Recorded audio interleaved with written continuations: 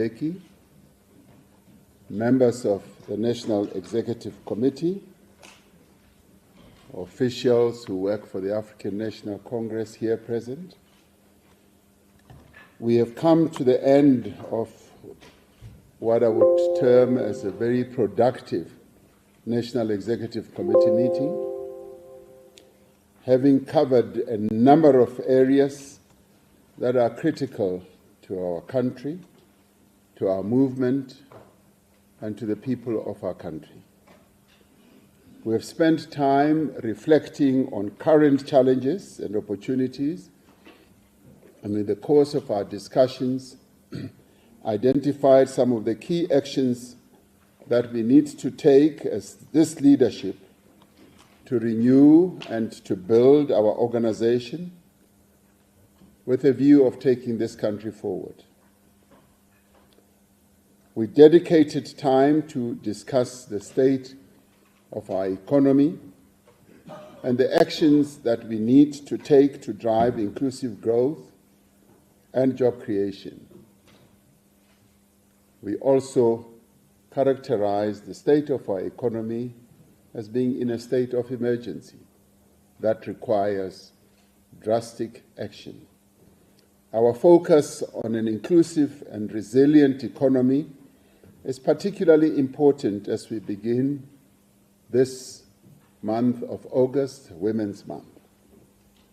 The financial and economic inclusion of women is vital to the empowerment of women in our country with a view of achieving gender equality, and is also central to our effort to tackle poverty and also to advance the interests of all people in our country, especially women. Our discussion on the economy focused on the actions that we need to take to give effect to the strategic priority of inclusive growth and job creation, as clearly contained in the medium-term development plan adopted by the government of our country. We have reaffirmed that industrial policy must be the leading instrument of economic development and transformation, which will in turn help to shape our trade policy. For this industrial policy to succeed, we need an all-of-government approach. As the representation from the Economic Transformation Committee, a subcommittee of the National Executive Committee, noted, this requires coordinated alignment across multiple centers of state power, not just trade and industry and competition, but also energy and electricity, transport, water, agriculture, land reform, rural development, public works and infrastructure, public enterprises, mining, higher education, science and innovation, petroleum, finance, as well as labor. We noted that our network industries need to be efficient, reliable, but they also need to be competitive if we are to drive the industrialization that is so much needed in our country.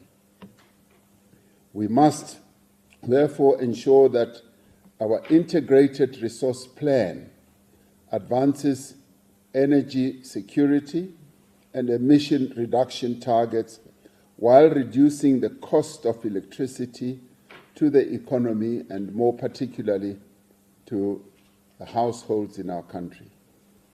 We must continue with the restructuring of the electricity sector to ensure increased levels of competition and lower prices. We must move with speed to implement our freight logistics roadmap so that we enhance the capacity and capability of all our port networks. As we focus on labor-intensive sectors such as agriculture, manufacturing and construction, we need also to be forward-looking, rapidly developing industries such as battery storage, and electric vehicle production.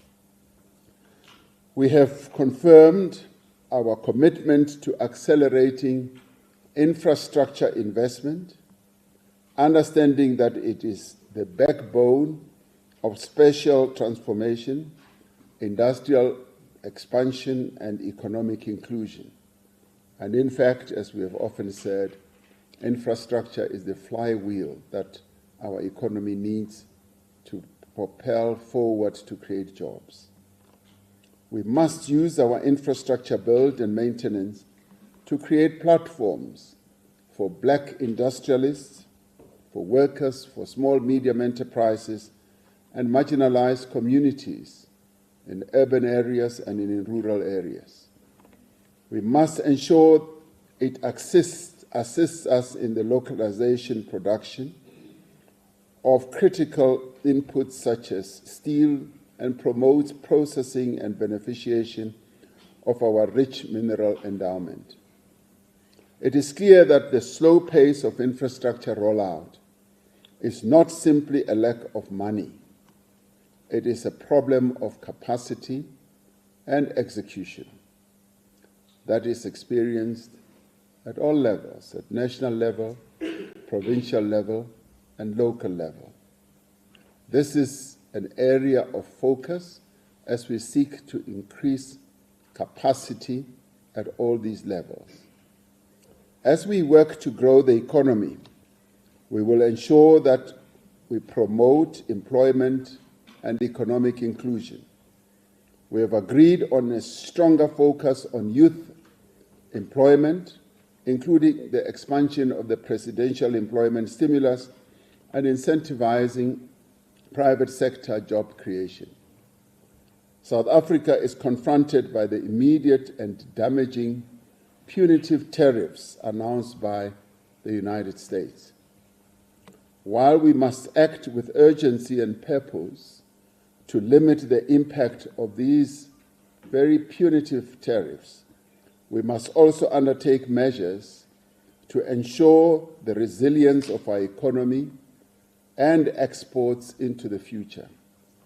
We will continue our engagements with the United States with a view of normalizing trade relations and generally strengthen bilateral relations. As we speak, the Department of Trade and Industry and Competition, working together with the Presidency, is involved in discussions with the United States with a view of resolving this tariff imposition on us. At the same time, we must invest in the implementation of the African Continental Free Trade Area and diversifying our export markets. DTIC is already working on a number of interventions to try to support and assist various exporters of products that come from our country to various other markets. Much as the value chain creation of all these exports takes time, but we are pleased that, in general, the producers and exporters are working with our government and trying to find solutions to this calamity that has befallen us. We began a discussion on the issue of monetary policy and specifically the role and the value of inflation targeting. Everyone understands that it is the Minister of Finance, together with Cabinet, who sets the inflation target in consultation with the South African Reserve Bank. The Reserve Bank then operates independently in pursuit of the inflation target that will have been agreed upon. We need to have further discussion within government on how we give effect to our conference resolutions and manifesto commitments to align monetary, fiscal, and trade policy. On local government, we were reminded that local government is the epicenter of infrastructure decline and poor service delivery. We agreed that we will show greater resolve and urgency in setting municipalities on a new path, the energy and determination being seen in cleaning up and fixing up infrastructure in the eThekwini Metro should be translated into a national movement that must sweep through every town in our country. Our cities and towns, and specifically the communities on the ground, must feel and see that we are not going to allow municipalities to do as they wish, while citizens endure the misery of poor service delivery. The ANC branch remains the most important site of links with our people. This means that each and every one of us must ensure that we build strong activist branches that can represent the needs and the aspirations of local communities. A key part of the ANC renewal is to build ANC activist branches that are active in communities, to advocate for, engage local government, and to help resolve the service delivery challenges that our people face. The ANC election strategy workshop called for the establishment for the service delivery war room in all our provinces and municipalities, so that we are able to build a responsive, people-centered and sustainable culture of dealing with the issues in all local municipalities, in line with our enduring commitment to build a better life for all. The marching order to all ANC-run municipalities and ward councillors is that we cannot proceed as if it continues to be business as usual. We need to undertake extraordinary measures to address challenges at local government level. The NEC will be having a special session in a week or two to focus more attention on the challenges that we are facing in local government. Preparations for the local government election campaign are underway. In April, we held our election strategy workshop. Work is underway throughout the country to set up our election structures and appoint our election management. We call on all NEC members to ensure we give attention to the establishment of these election structures and ensure our most seasoned and experienced campaign managers are appointed to help with the campaign. The Electoral Commission has developed draft guidelines for candidate selection, which will be further processed and finalized in the special NEC that I spoke about.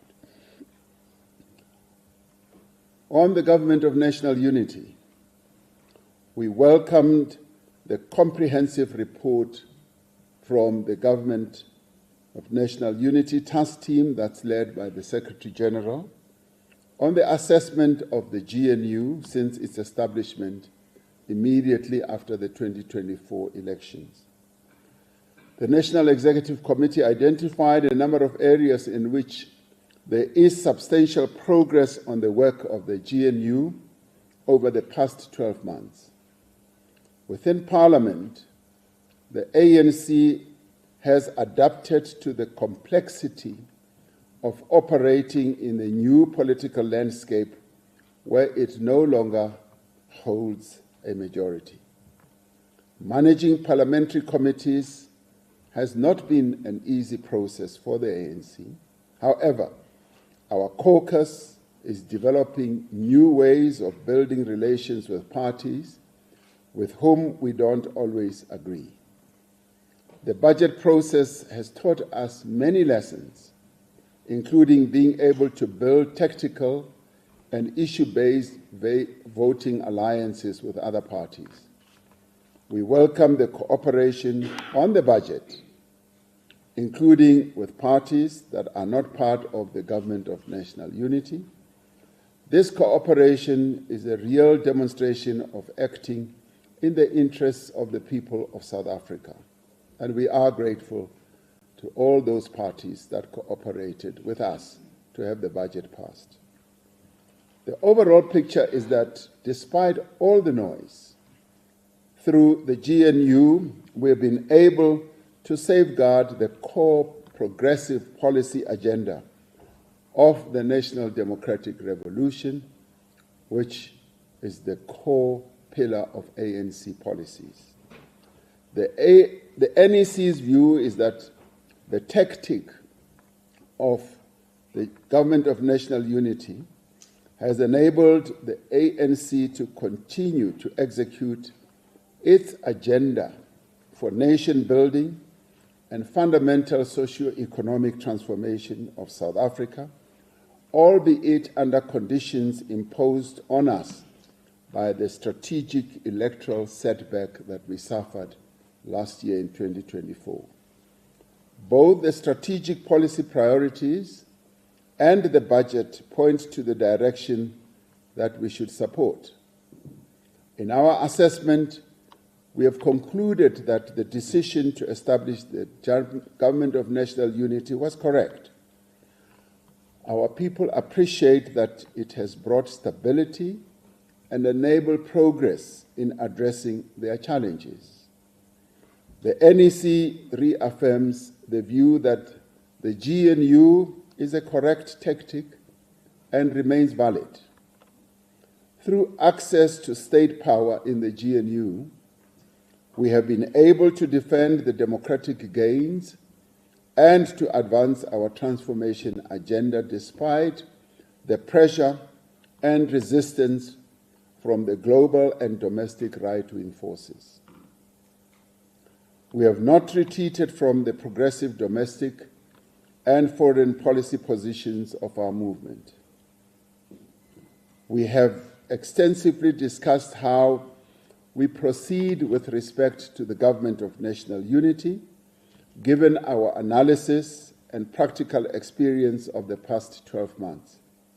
Accordingly, the National Executive Committee considered a number of options about how to strengthen the GNU and improve its effectiveness and stability to give full and proper effect to the statement of intent that was signed by the parties that are party to the GNU, as well as the 3 strategic priorities of the 7th administration. As part of this, we have agreed to engage with parties that are willing to play a constructive role in furthering national unity and stability so we can achieve our 3 strategic priorities, namely, driving inclusive growth and job creation, reducing poverty and tackling the high cost of living, and building a capable developmental state. In line with the statement of intent, we will first begin our engagements with the parties currently who are part of the GNU with regard to seeing the extent to which we can expand and advance the GNU with other parties that see themselves supporting the objectives that we set out in the statement of intent. The National Executive Committee took time to have an in-depth discussion on the decision of the South African Communist Party to contest the forthcoming elections independent of the ANC. We recognize that the South African Communist Party is an independent political organization that has the right to contest elections as it sees fit. As the ANC, we have no wish, nor do we have any intention to interfere with the decision that the South African Communist Party has taken. However, as we have indicated to the South African Communist Party, our ally, we disagree with the decision. We believe that this decision has fundamental implications for the strategy and program of the National Democratic Revolution and the alliance that has led the struggle for liberation in our country since the 1920s. While the alliance between the SACP and the ANC has spanned the better part of a century, this is not about the past. It is not about nostalgia. As the ANC, we are seriously concerned that this decision taken by the South African Communist Party to participate in elections in their own name and right will significantly weaken the forces for national democratic change. We will continue to seek to engage with the SACP on how we will run those elections. We will go out from this meeting to explain our position to our structures at every level of our organization so that comrades, members of the ANC are empowered to explain the challenge this poses to our transformation agenda. We are determined to ensure that these developments do not divide our movement or cause instability. We reiterate that the SACP members who hold ANC membership are full members of our movement with the same rights and duties as any other ANC member, rights and responsibilities that are clearly stated in our Constitution. So we will continue to engage with the party to see the extent to which the decision they have taken can be fully understood and also the extent to which we will be able to work together as the 2026 elections come, in which they have decided to participate in their own name and right. We also took time to discuss the national dialogue, and the National Executive Committee reaffirmed its position that it sees the national dialogue as a process to enable inclusive dialogue amongst our people, inclusive discussion and conversation across the country about the vexing issues and challenges that face our nation. The national dialogue is therefore a series of what we expect to be meaningful conversations about the South Africa that we all want and how we must get to that ideal South Africa of our dreams.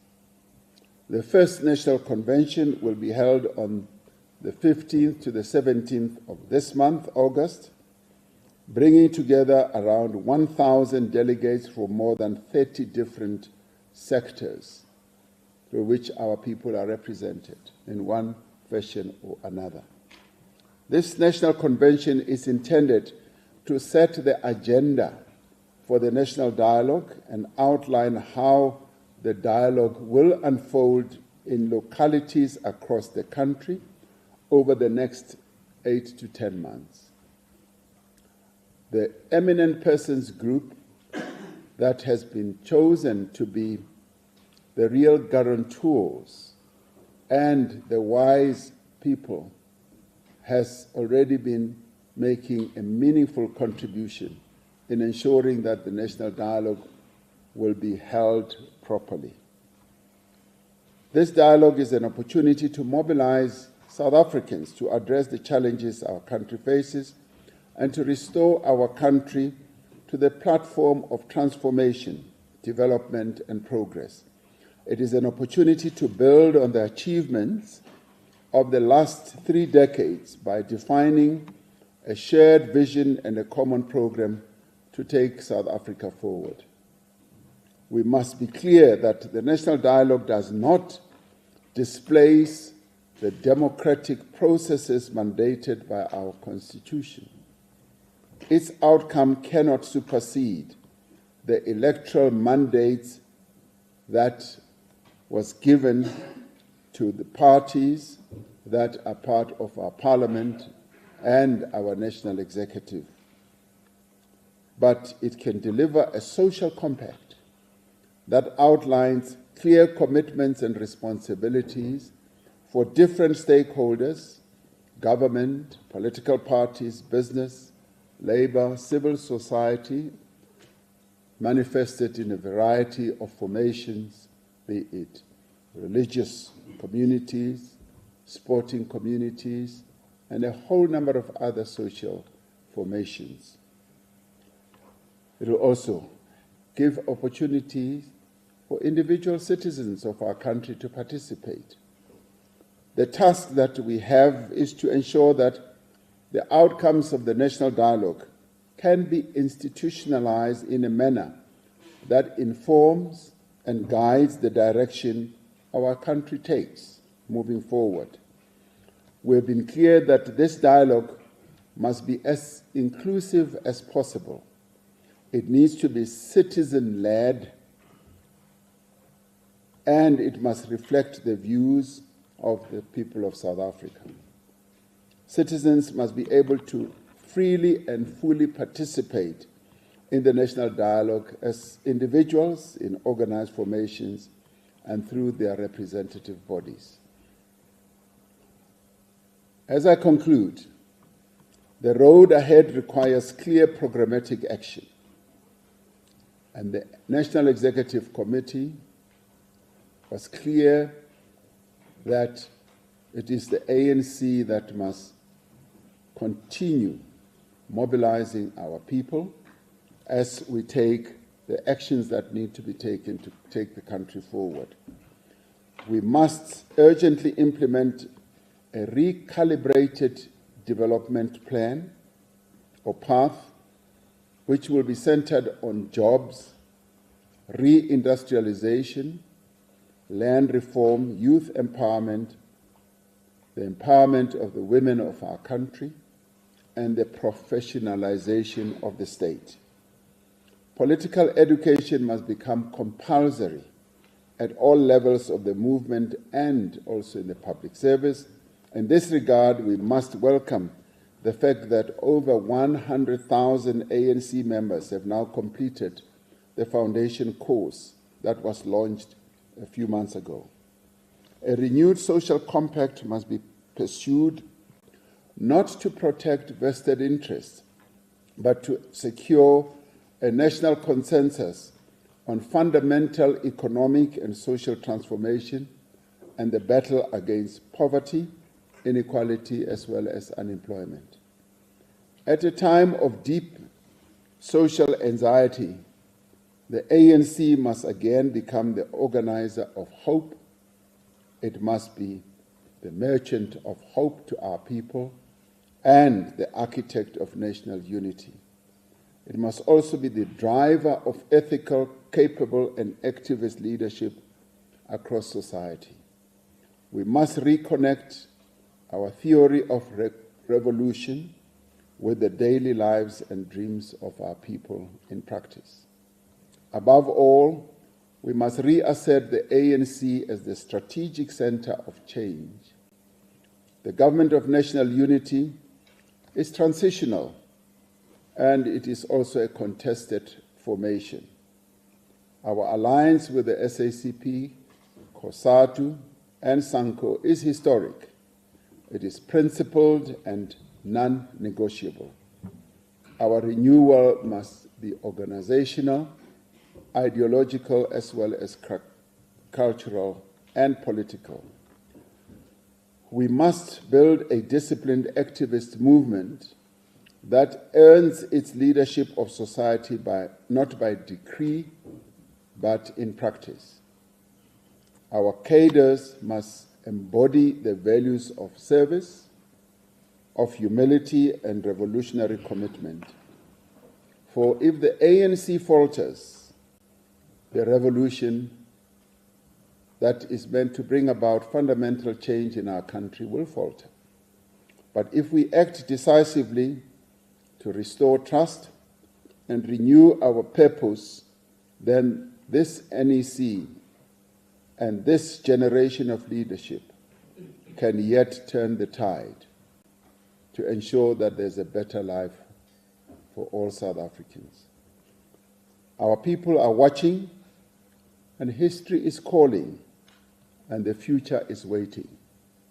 This National Executive Committee is up to the task and will continue to execute the mandate it was given by our membership at our last conference. Thank you very much.